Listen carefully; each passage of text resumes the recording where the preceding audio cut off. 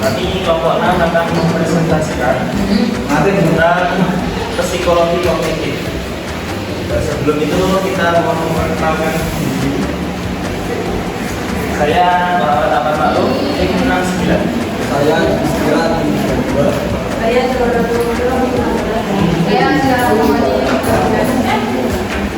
Tentang memori dalam pembelajaran ada dua, yaitu memori kerja dan memori jangka panjang. Memori kerja memungkinkan kita untuk menyimpan dan memproses informasi sementara saat mengerjakan tugas.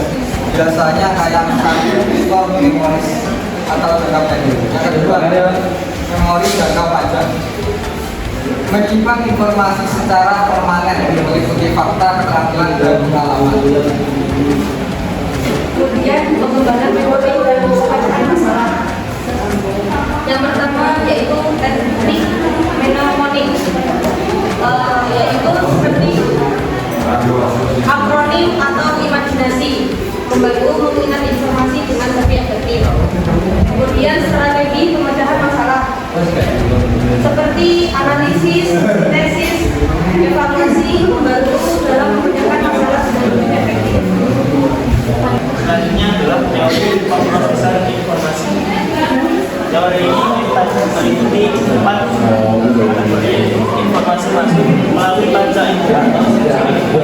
Yang kedua ini proses melalui interpretasi,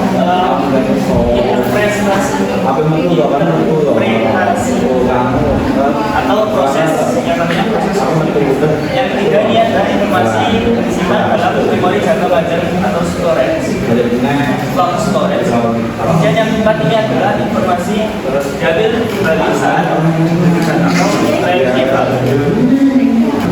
Selanjutnya penggunaan teknologi dalam pengajaran kognitif, software edukasi interaktif membantu meningkatkan pemahaman dan memotivasi belajar. Video pembelajaran, video edukasi yang menarik dan interaktif memperkaya pengalaman belajar siswa.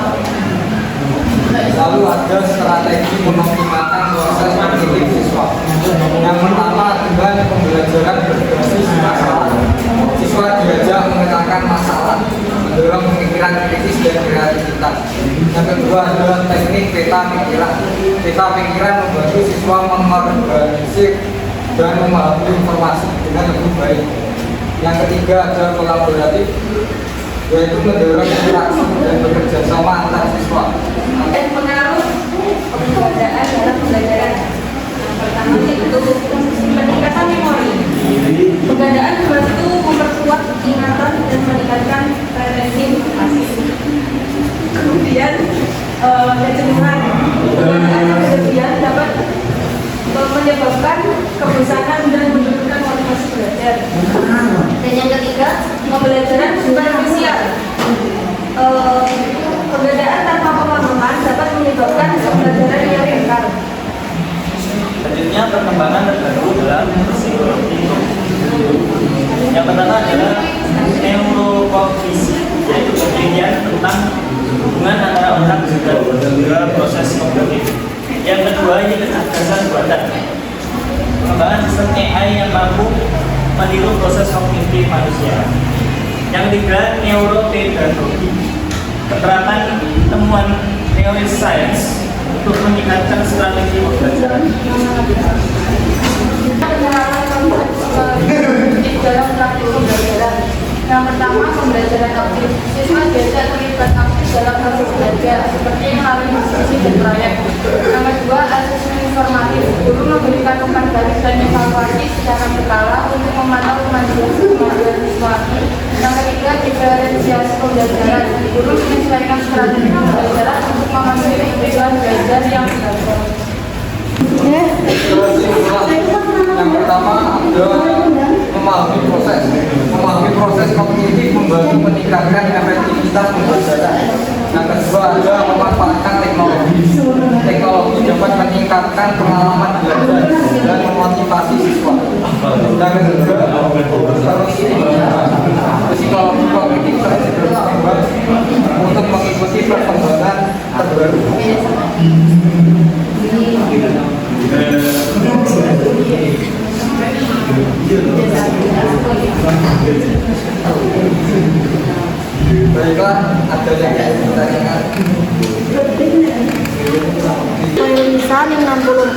izin bertanya, bagaimana prinsip-prinsip psikologi kognitif dapat diterapkan dalam desain antarmuka pengguna? Oke, perkenalkan nama saya Salma Fatimah Zahra, NIM 71. Izin bertanya Mbak, apa saja proses kognitif utama yang dipelajari dalam psikologi kognitif? Baik, saya Lailatul Hanifah, NIM 65, mau bertanya, yaitu bagaimana faktor-faktor kognitif mempengaruhi motivasi belajar siswa? Berikan contoh kasus sendiri. Terima kasih. Saya akan menjawab pertanyaan dari Mbak Isa. Pertanyaannya, bagaimana prinsip kognitif dapat diterapkan dalam desain antarmuka pengguna?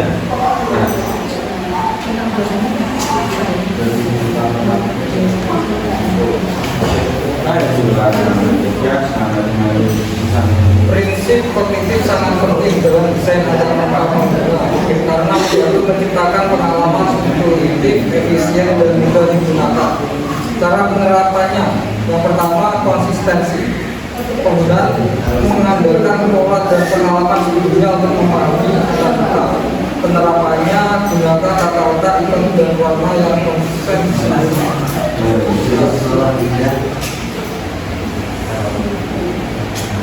Gunakan elemen yang sudah familiar bagi pengguna. Yang kedua ada beban kognitif minimal. Prinsipnya yaitu otak manusia memiliki kapasitas terbatas untuk memproses informasi. Penerapannya sederhanakan antarmuka dan hanya menampilkan informasi yang relevan. Tidak itu penggunaan terlalu banyak elemen visual atau teks dalam semuanya. Bisa diterima. Saya akan menjawab pertanyaan dari Mbak Salma. Apa saja proses kognitif utama yang dipelajari di psikologi kognitif? Psikologi kognitif mempelajari berbagai proses kognitif utama yang berkaitan dengan cara manusia menerima, memproses, menyimpan, dan menggunakan informasi. Proses kognitif utama yang dipelajari meliputi persepsi, perhatian, memori, pembelajaran, bahasa, pemikiran, dan penalaran, pemecahan masalah dan kreativitas, pengambilan keputusan, dan kesadaran. Saya terima. Saya akan menjawab pertanyaan dari Mbak Hanifah. Cara psikologi kognitif mempengaruhi motivasi belajar siswa. Ini ada beberapa cara. Yang pertama adalah pemrosesan informasi yang siswa akan mudah termotivasi untuk belajar jika memahami cara memproses informasi secara efektif. Misalnya dengan melakukan peta konsep atau menggunakan metode charting atau mengelompokkan informasi. Siswa dapat sehingga motivasi. Yang kedua ini adalah praktik self-evaluasi atau keyakinan diri. Menurut psikologi kognitif, keyakinan siswa pada kemampuan mereka sendiri atau self-efficacy mempengaruhi motivasi belajar.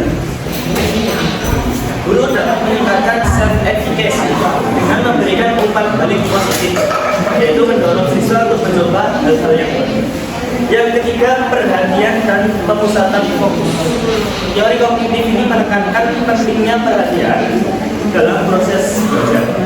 Siswa yang mampu memusatkan perhatian akan lebih termotivasi untuk menyesuaikan tugas. Guru dapat meningkatkan motivasi dengan menciptakan lingkungan belajar yang menarik dan meminimalkan distraksi. Apa itu distraksi? Dari sendiri. Yang